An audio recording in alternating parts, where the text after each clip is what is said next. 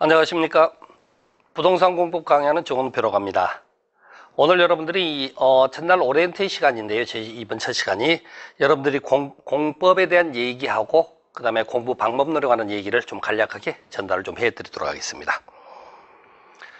자, 여러분들이 이제 중개사 시험 과목 중에서 부동산 공법이라는 과목이 있습니다. 그래서 부동산 공법이라는 법률이 있는 게 아니고 부동산 공법이라는 과목을 채가게 되는 거죠.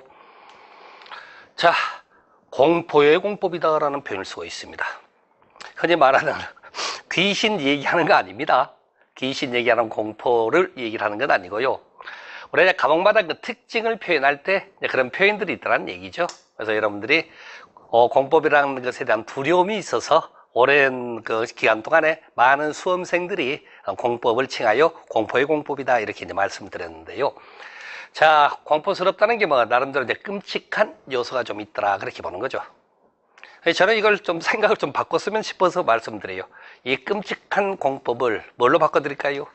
이렇게 바꿔드리고 싶은데 아주 깜찍한 공법이 됐으면 싶어요.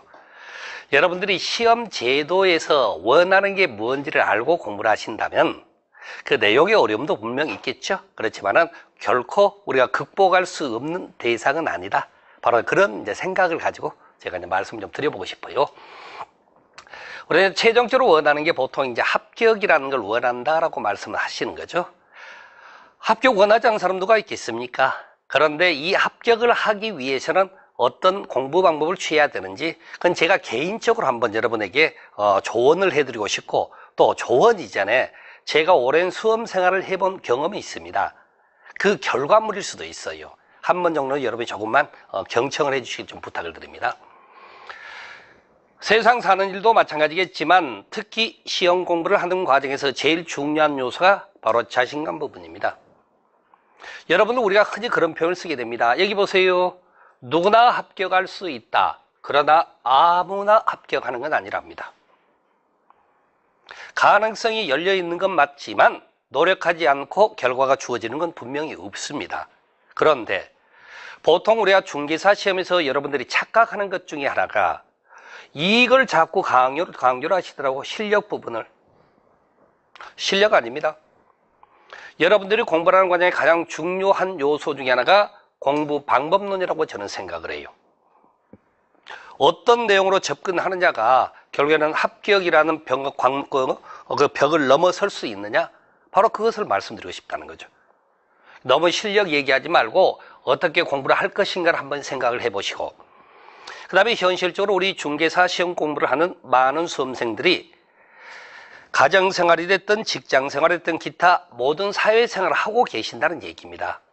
그런데 밥 먹고 잠자고 뺀 나머지 모든 시간을 공부만 해야 되는 학생과 동일한 형태로 공부를 하시겠다? 그러면은 아무래도 방향 자체가 맞질 않죠. 그래서 여러분들에게 주어진 상황에 맞는 학습 방법을 좀 취해보라고 좀 권유를 좀 드리고 싶어요. 왜 공부를 맨날 책상머리에서만 한다고 생각하십니까? 지금 보세요. 여러분이 보고 계시는 이 강의는 스낵 러닝이라고 그러죠.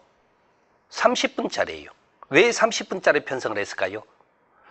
어떤 면에서는 보통 한 40분 정도가 보통 그 학습의 그 집중력의 효과가 발휘되는 시점이고 40분 넘어가는 순간부터는 학습의 능력이 많이 떨어진다는 그런 이제 일반적인 통계라고 얘기를 하죠. 그게 특정 통계일 수 있습니다. 특정 통계의 일망정 보통 이제 그 정도를 우리 수험생들이 얘기를 하는 부분이기 때문에 그러면 30분에서 40분 사이에 뭔가 집중력이 흐려지는 시점에 끝내줘야 한다는 거죠. 그건 마찬가지입니다. 아침부터 저녁까지 어떻게 책상머리에 앉아서만 공부를 하시겠습니까? 오고 가고 하는 사이 5분, 10분이라도 활용을 하면서 공부를 해야 되는 게 맞지 않겠습니까? 바로 그런 부분에서 자기 상황에 맞는 학습 방법을 취하는 게 옳은 현실이다라고 말씀드리고요. 그 다음에 수험생들이 가장 경계해야 될 부분이 바로 이 부분입니다. 욕심을 좀 버리십시오. 욕심을 버리란 거, 사람이 뭔 일을 하는데 욕심이란 게 그만큼 의욕일 수 있고 그 의욕을 가지고 있으면 더 잘 되는 건 맞죠. 그런데 과욕은 아니라는 겁니다. 여기 한번 봐보실랍니까? 왜 시험 공부하는 과정에 혹시나 나오면 어떡합니까? 라는 걸 고민하시고 계세요. 뭐 세상 우리가 흔히 사회적 표현으로 쓰는 거 혹시나 해봤더니만 역시나 이렇게 끝나는 거 아니겠습니까? 근데 여러분 여기서 한번 보세요. 중개사 시험이 과목 평균 60점입니다. 2차 평균에서 60점.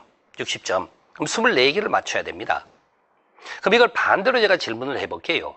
몇 개를 틀려야 합격하는 시험입니까? 16개를 틀려야 합격하는 시험이라고요, 이 시험은.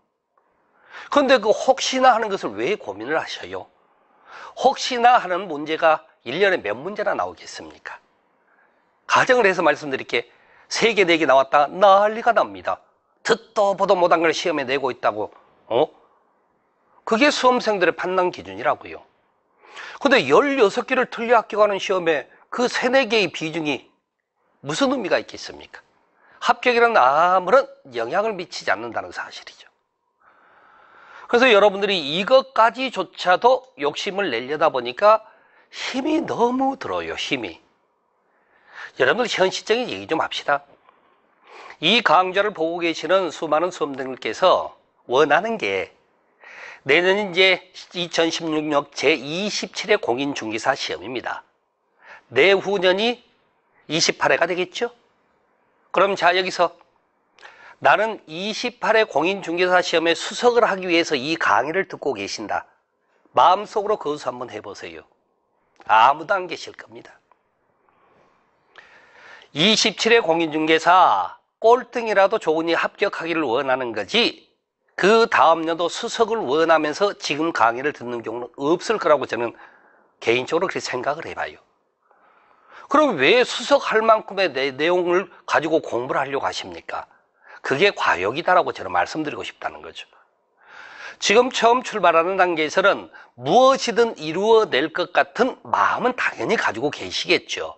그런데 현실은 그렇게 녹록지 못합니다. 공부를 하시다 보면은 처음에 의도했던 과욕이 과연 실천이 되기까지는 너무나 힘이 많이 들고 나는 것을 여러분이 한 2달만 지나셔도 바로 느낄 수 있게끔 될 거예요. 그래서 누구에게나 주어져 있습니다.